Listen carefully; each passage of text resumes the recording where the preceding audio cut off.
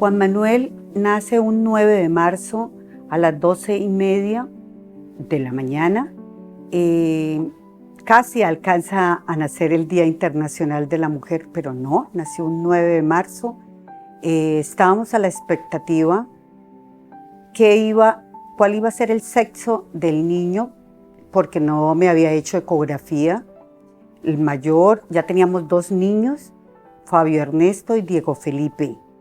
Y entré a la cesárea, pero no supe en el momento del nacimiento qué había pasado en sala de cirugía.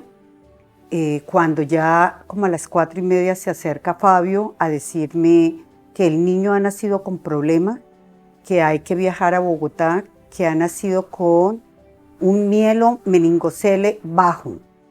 Esta enfermedad es la que llamamos también como espina bífida y es el no cierre de la columna vertebral en L4, L5, o sea, casi al pie del coxis tenía su bolsa, que es el mielomeningocele. En la vida de Juan han aparecido muchos ángeles que lo han acompañado en su salud física y espiritual. Por ejemplo, cuando nació, darse toda la oportunidad para viajar desde Pitalito a Bogotá, a ser intervenido quirúrgicamente, una cirugía muy difícil. A él lo iba a operar un médico, pero apareció un ángel que dijo no, hay otro médico más especial. Y toda la historia de Juan Manuel empieza desde su cirugía, de quién iba a ser el médico que lo operaba.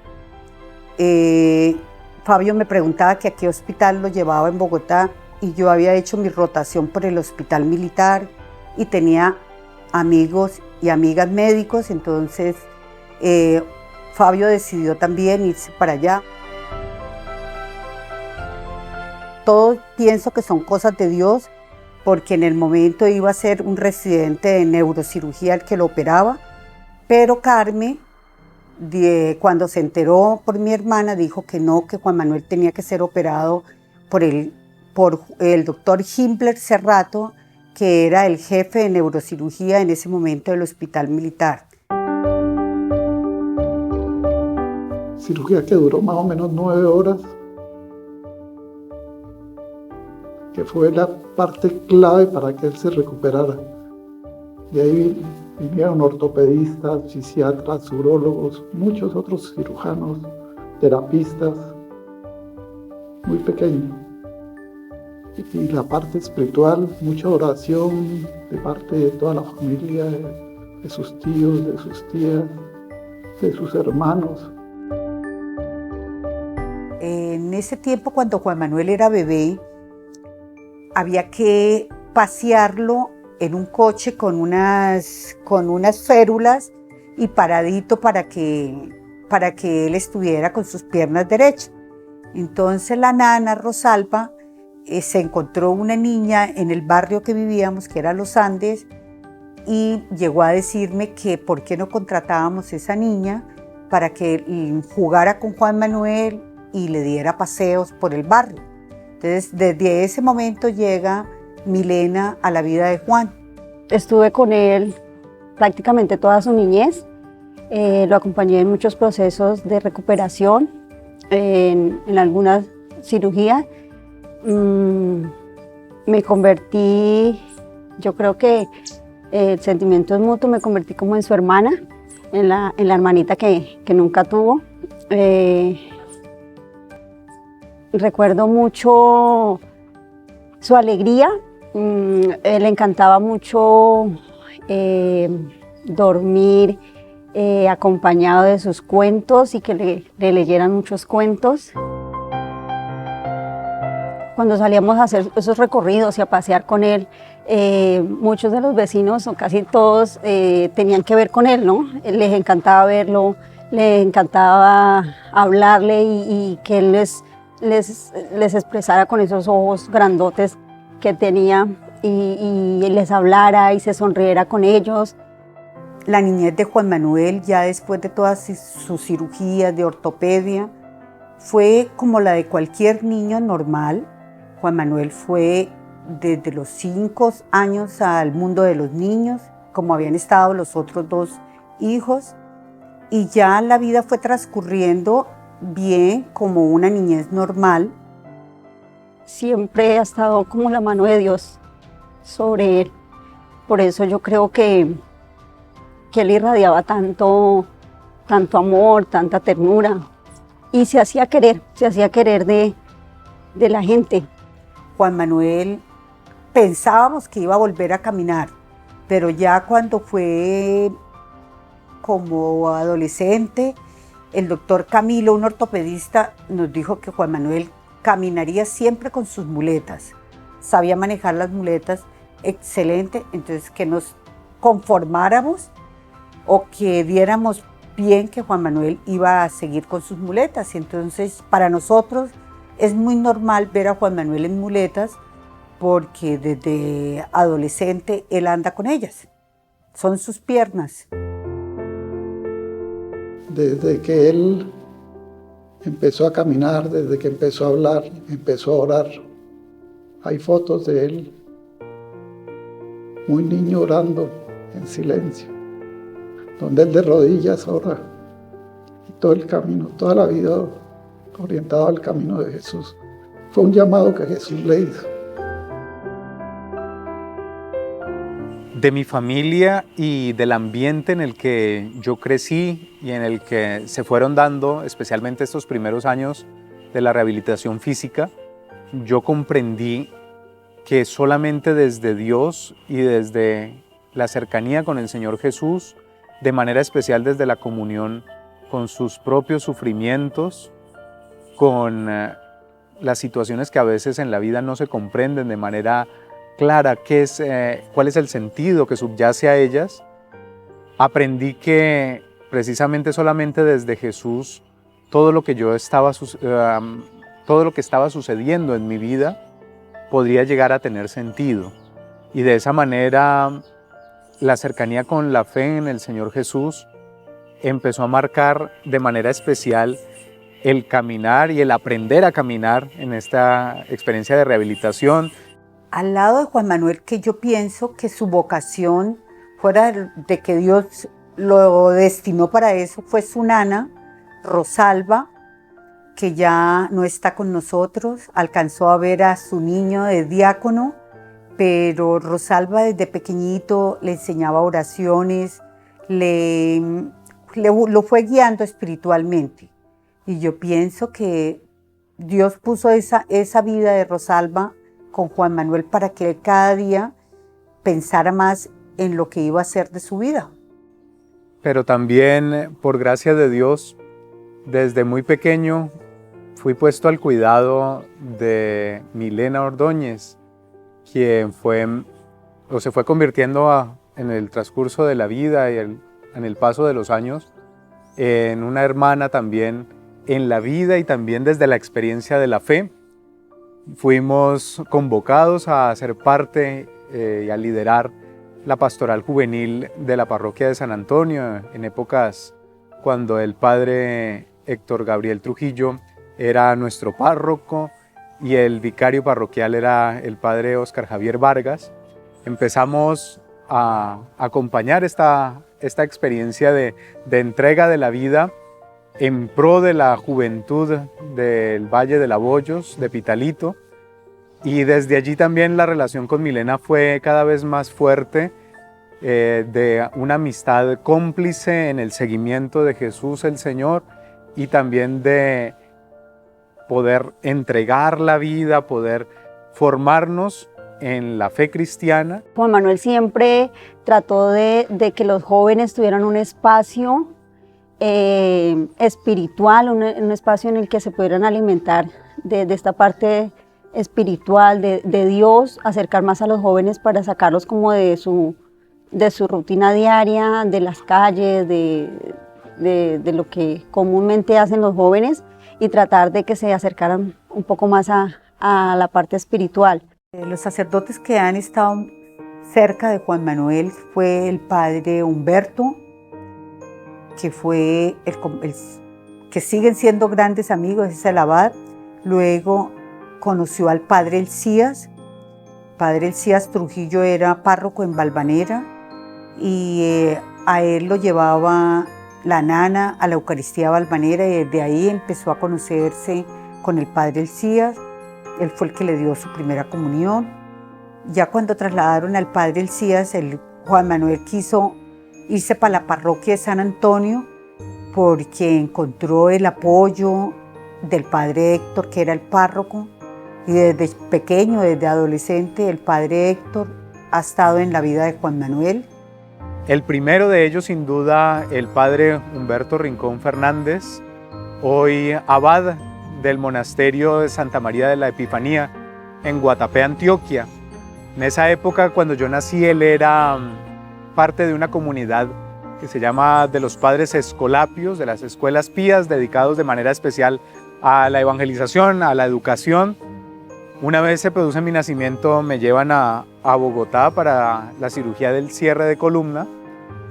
Después de la cirugía, llega el padre Humberto allá al Hospital Militar de Bogotá, presidió la Eucaristía, me dio su bendición y a partir de allí empezamos a crear un vínculo muy estrecho en la experiencia de la fe en Jesús el Señor.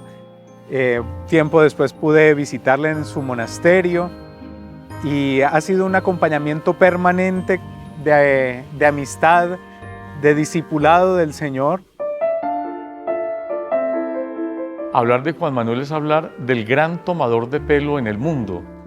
Es un hombre de mucho chiste, es un hombre que no se queda corto absolutamente para nada. De él he aprendido que la vida, a pesar de los obstáculos, a pesar de las dificultades, la vida es bella, la vida es una oportunidad y es única, y él la ha sabido vivir de cara a su familia y de cara a Dios. Mi papá tenía en esa época una droguería y había una persona allí que le asistía. Esta persona era muy cercana al padre Elías, quien en ese momento de mi nacimiento vivía y estudiaba en Roma. Ella se pone en contacto con el padre Elías, le pide que se ponga en oración por mi vida, por mi salud, por mi recuperación médica.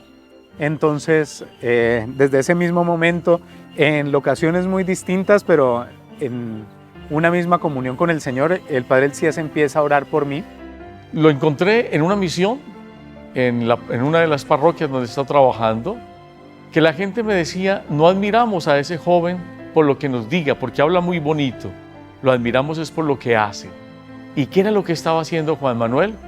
Subiendo, podría yo decir que en 4 pies, por una montaña y cargando sus muletas. Eso para el mundo pues es un signo muy especial de alguien que ama la vida y de alguien que sabe que quiere prestar un servicio a la humanidad.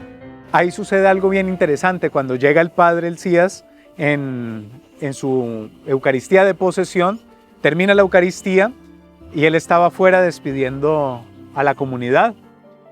Ese día, no sé cómo, pero él me reconoció, me dijo, usted es el hijo del doctor Otero, ¿cierto? Entonces yo le dije que sí, le reconocí porque él había presidido la Eucaristía de posesión. De una vez él me dijo una frase que recuerdo siempre, me dijo, yo por usted he orado desde su nacimiento, he aprendido a quererlo y amarlo sin verlo.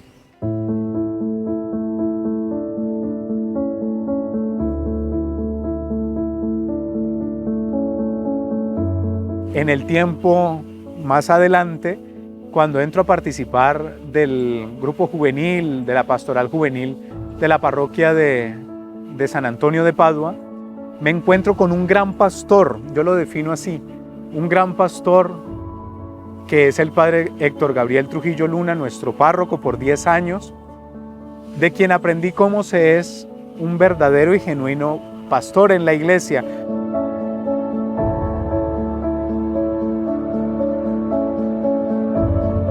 Quiero resaltar fundamentalmente el trabajo que él hizo con los jóvenes, porque por esa cercanía entonces él era el coordinador del grupo juvenil, trabajo que realizaban cada 8 días, pero evidentemente que en la programación del año, pues ellos tenían diversas actividades y él era la persona responsable con otras 2 personas que nos colaboraban.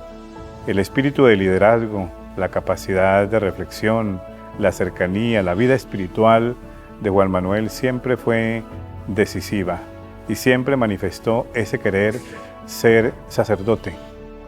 Esa inclinación siempre la tuvo. Y que me enseñó lo que significa seguir a Jesús, buen pastor, mi primer confesor, mi primer acompañante espiritual a nivel parroquial, y que también pues me enseñó cómo es que se hace pastoral en la iglesia, cómo es que se escucha al hermano que necesita ser escuchado. Muchas cosas que después aprendí ya en la carrera de psicología, las había visto puestas en práctica en la persona misma del padre Héctor Gabriel. Yo resalto la espiritualidad, la capacidad siempre de trabajo, la alegría permanente y esa cercanía también continua al sacramento de la confesión. Y eso lo hizo durante los 10 años que yo estuve ahí en San Antonio, y esa cercanía también la tuvo con cada uno de los sacerdotes que pasaron por ahí como vicarios, y con ellos pues establecía por su juventud una cercanía muy grande, y eso también le permitió alimentar su vida, crecer en esa disposición de servicio a Dios, a la iglesia. Pero lo que está a la base es la búsqueda constante, esforzada, continua de ese querer de Dios, desde la experiencia de sentirse amado y guardar el amor en el corazón, el amor que se recibe de Dios directamente y que también está expresado desde la familia, desde la comunidad a la que se entrega la vida, desde aquellos a los cuales somos enviados y que terminan ellos dándonos y fortaleciéndonos en el camino de la vida. Resalto también la capacidad que tiene no solamente de quedarse ahí en Bogotá, sino la universidad le da la oportunidad de ir a Roma a complementar sus estudios, y va y lo realiza. Tiene esa posibilidad de acercarse también al Papa Francisco en 2 oportunidades, y eso también hace parte precisamente del empuje, de la tenacidad, de la dedicación, de la constancia que tiene Juanito para este trabajo. Para mí, este tiempo que llevo como sacerdote ordenado en la iglesia ha sido un tiempo de ver que los sueños se vuelven realidad, poder tocar el sueño hecho realidad, el hecho de dar gracias a Dios todos los días por el ministerio que me ha confiado en la iglesia, muy a sabiendas de mis limitaciones, que no son únicamente físicas, sino que son en todo lo que tiene que ver con el ser humano, pero ahí en medio de mis muchas limitaciones, el Señor ha visto posibilidades, y la iglesia misma ve posibilidades de que esta experiencia vital mía, entregada para la vida del mundo, tengan también eco en la comunidad. Por eso podría decir sin equivocarme que la vida de Juan Manuel es un signo, no solamente para su familia, sino también un signo para la humanidad. Un hombre que no ha tenido miedo de correr, y cuando digo esto lo hablo también desde el punto de vista físico, de correr para servir. Para eso lo tenía destinado el Señor a Juan Manuel, para ser un discípulo de Él. Y damos gracias a Dios porque la vida de Juan Manuel ha sido una alegría, fuera para mí especialmente, para su papá, sus hermanos, para toda la familia. Ha sido una bendición la vida de Juan.